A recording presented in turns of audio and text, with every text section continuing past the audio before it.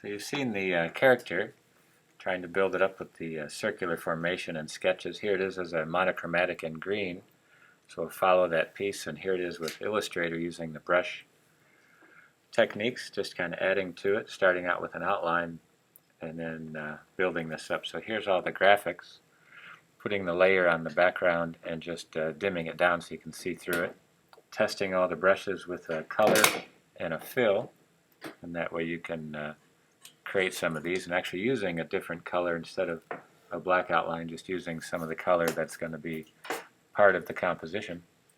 So various greens for the stroke, and it's using a brush from the artistic ink and has a little bit of a profile change and a smaller point size, and just changing it to a off orange and a green for the different feathers and wings, just to give it some variety.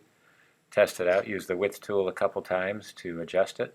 There's the stroke, and you can zoom in, just use the keystroke as you're working because it makes it move a lot quicker in your workflow. And then grabbing again the orange for the beak and the feet, and then a little bit of blue for the eyes. Just move everybody out of the way, and again just trying to use the ellipse tool for the pupil and the highlight, duplicating and dragging it over to the other one, scale it a little bit so it has proportion, and take a look at it. So here I just move it down a new window document here for that artboard, and select it all, check the gaps, outline the strokes, path to outline, and then change it to live paint. So I'm going to do a little bit of the live paint on the interior and then the brush on top for some of the detail.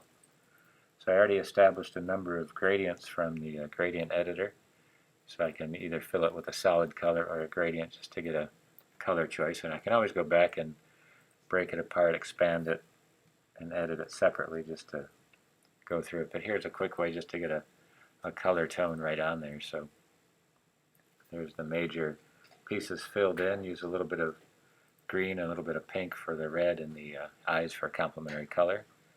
And these are a stroke with a fill, and the opacity is down a little bit, and just some detail with the brushes, because every time you use the brush it has the same profile of a point on either end, and it'll fill the color if you have a fill, so you can draw with it, and then it'll either be a stroke if you don't come back too fast, and you can also turn it a little bit and it'll fill it with the current fill color that you have. So you can work it with highlights or just experiment with the coloring on top of it.